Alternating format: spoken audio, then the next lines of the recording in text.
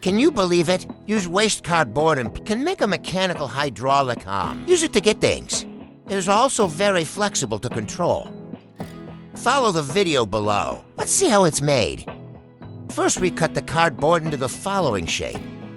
Next, use toothpicks to make bearings. Combine it with glue to assemble it as the main robotic arm. Put a J. The two stressed axes are connected with a liquid syringe. The next step is to make the robot arm for the head. At every moving joint, connect with toothpicks and glue.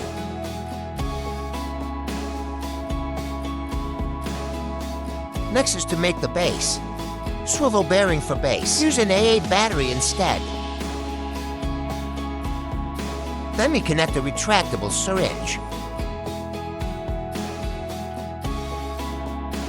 The next step is to make the control unit. Utilizing the basic principles of height, then use a syringe. Control the expansion and retraction of it to drive the entire robotic arm. Let's see what happens. The simplest hydraulic robot arm. Can it attack normally? After watching this video, you who like to get your hands dirty, is this another challenge we have to face?